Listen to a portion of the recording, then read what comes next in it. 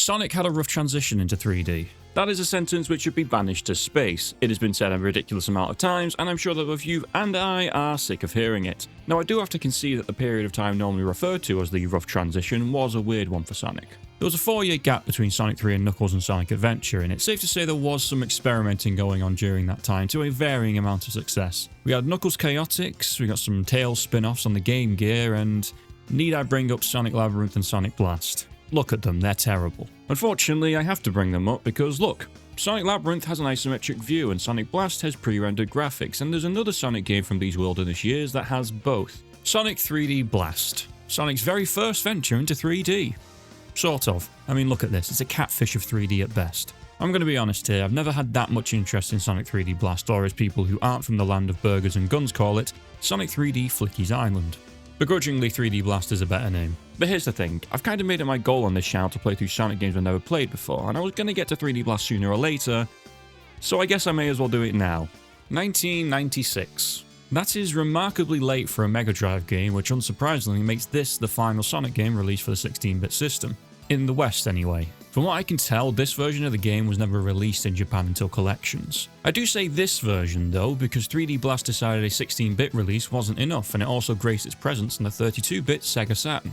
Granted, it's only on the Saturn because the planned Sonic game for the system was Sonic Extreme, which got cancelled, so Sega scrambled to greenlight a 3D Blast port instead. Weirdly, despite the Saturn version also coming out in 1996, Japan didn't see it until 1999. The Dreamcast was already out by then. Sonic Adventure was already out by then. This must have been incredibly confusing for Japanese audiences to see at the time. Maybe they were hesitant to release it in Japan because it wasn't actually Sonic Team who did most of the work here. They were a bit busy making Knights, so this game was mostly done by Traveller's Tales, who you probably recognise from the unbelievable amount of LEGO games they've made. They also worked on Sonic R, which is another game I should look at sooner or later. There's also technically another completely separate version of 3D Blast made by Tiger Electronics.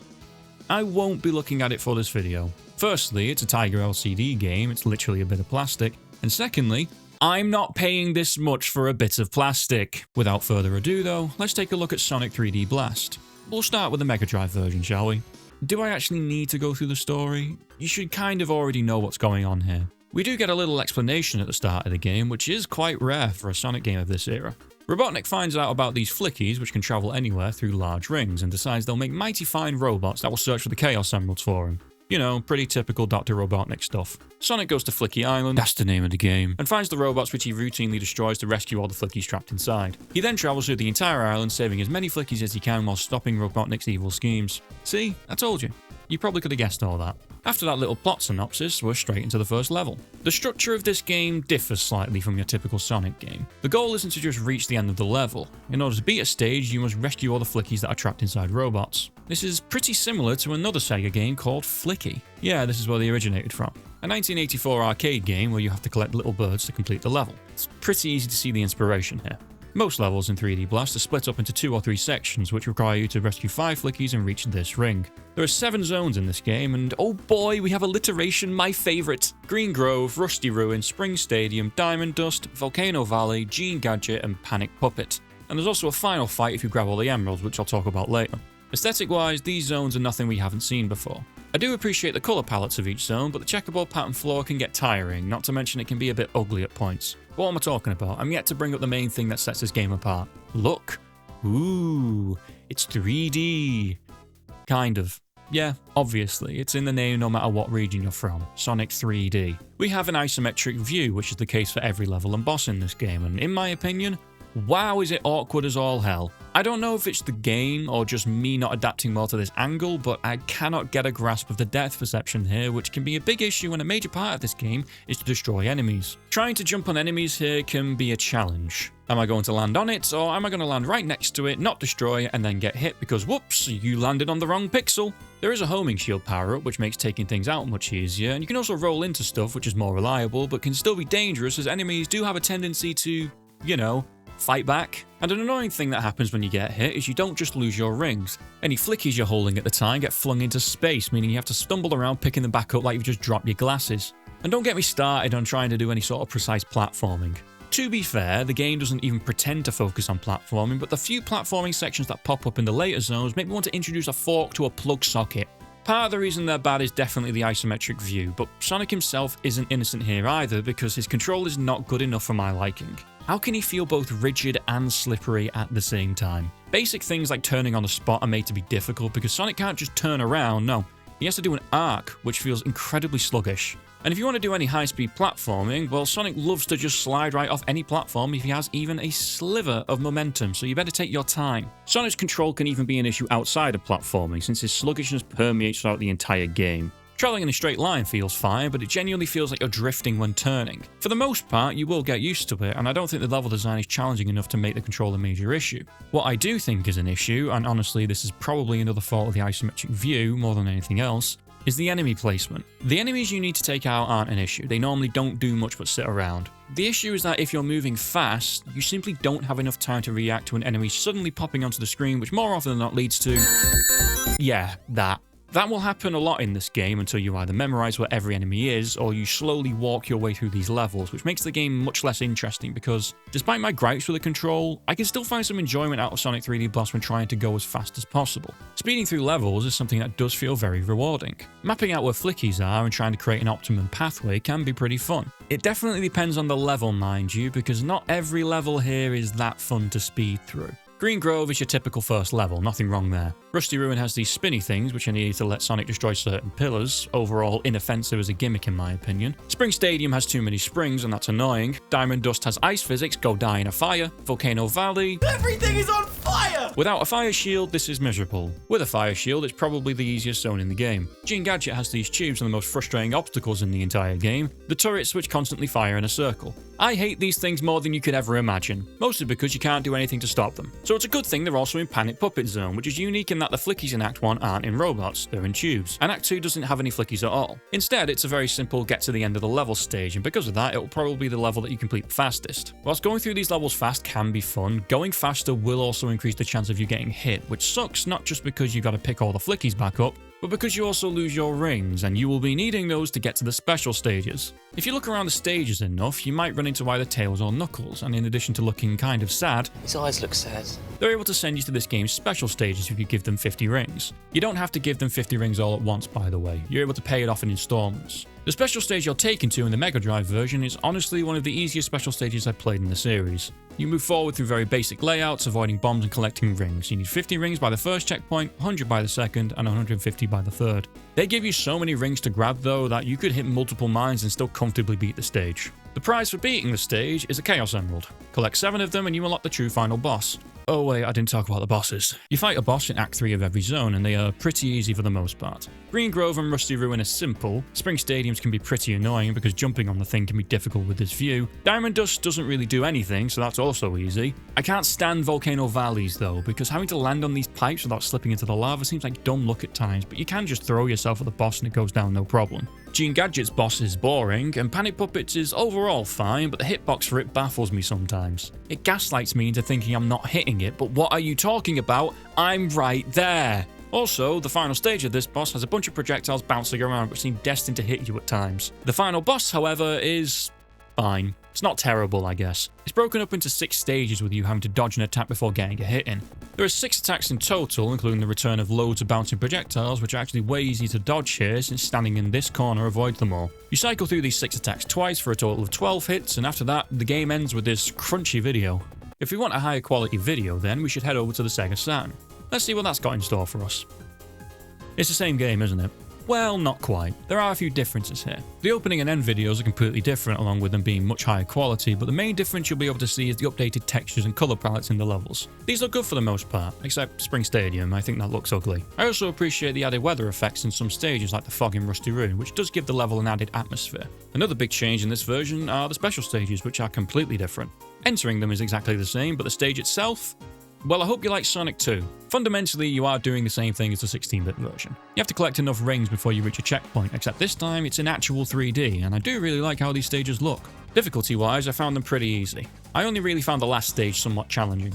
I prefer these stages compared to the Mega Drive by quite a lot, to be honest. They're much more engaging with boost pads and platforms you can jump on, which leads to a better experience. One thing the Mega Drive version does better though is how you get to them. Now I did say entering special stages is the same on the Saturn, but they make a weird decision here that can make grabbing all the emeralds more difficult. On the Mega Drive, you're able to find both Tails and Knuckles in the same level and get 2 emeralds in one act, whereas on the Saturn you're only allowed to grab 1 emerald per act, with any extra stages you enter giving extra lives instead. Sonic, why are you flipping me off? This means you have less opportunities to get all the emeralds on the Saturn, and guess what? On my first playthrough, I didn't get all the emeralds. I only had 6 of the 7 going into Gene Gadget, and I was completely unaware that neither Tails nor Knuckles are present in the final 2 zones, so I unintentionally locked myself out of the good ending. Which means I had to play the game again, and trust me, there's a recurring thing in this video. I haven't talked about the biggest difference between these two versions yet, however, which is that they have 2 completely different soundtracks. The 16-bit version was composed by Jun Senoway, whilst the 32-bit version was composed by Richard Jacques. Yes, that's how it's pronounced, I was kind of surprised myself. The Mega Drive soundtrack is the pretty usual Sonic affair, honestly. There are really good tracks here, catchy stuff, and some music that you might think sounds a bit familiar and for good reason. And it starts with the opening.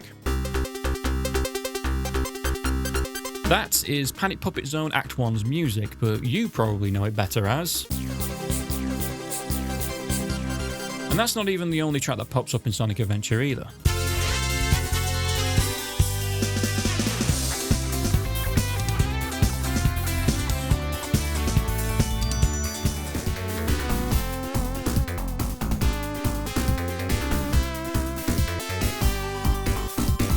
Like I said earlier, 16-bit 3D Blast wasn't released in Japan, so they never got to hear its soundtrack. Jun Senoway liked these tracks so much that he redid them so the Japanese audience could listen to them, and you know what? I don't blame him. It's good music. Outside of those, I think both Rusty Ruin and Diamond Dust have great music as well. It's just unfortunate that all I can think of when I hear Diamond Dust is Sonic Chronicles. They managed to turn this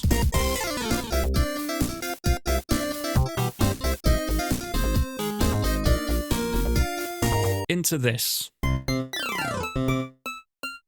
which is incredibly depressing. Now let's take a look at what the Sega Saturn and its CD quality audio has in store for us. First things first, I want to give a massive apology to this soundtrack because for years I wrote it off as being kind of mediocre compared to the 16-bit version, but I was so wrong. Now, I still think that overall the Mega Drive soundtrack is better, but when this soundtrack is good, it's really good. The music in Rusty Ruin has got to be some of the most underrated music in this entire franchise, especially Act 2. The vibes are immaculate. It is kind of jarring that the music doesn't loop properly though, and that's an issue in every level. You get an awkward couple of seconds of silence before the track starts again. This soundtrack is a lot more atmospheric compared to your typical Sonic OST, which does admittedly mean it's not as memorable in my opinion. The only real melody that will stick in your head in this game is the main theme, but that's mostly because the motif is used throughout most of the soundtrack.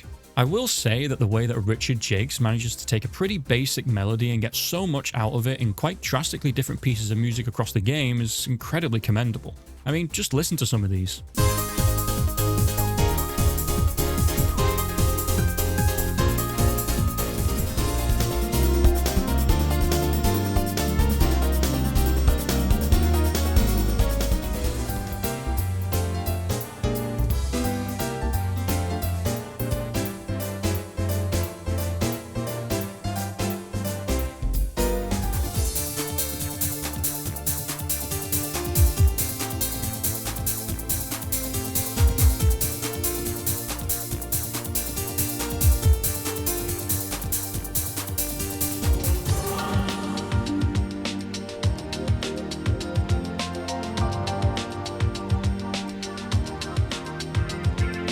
Both sets of soundtracks are great, and whilst I do prefer the 16-bit version as a whole, you'd be doing yourself a massive disservice by writing off the Saturn soundtrack because there's some really good stuff there. Listen to both, they're really good. Overall, the Saturn is very much the 16-bit version with a shiny coat of paint. Now don't get me wrong, I like the coat of paint, but it's still the same game with all the issues I had in the original still being present here. Except we also have these added load times, which, first things first, are incredibly boring looking, but also they feel like they're everywhere. They don't last very long, but a few seconds is still a few seconds, and it adds up over a playthrough, making it feel more like a slog than it needs to be. Shame really, I would have been very happy to label the Saturn version the better version, and then these load times creep up to make me question it. What was that? There's a PC version with basically no load times? Well, that's nice. It also has completely different special stages as well. So that means I have to play through another version of the game again?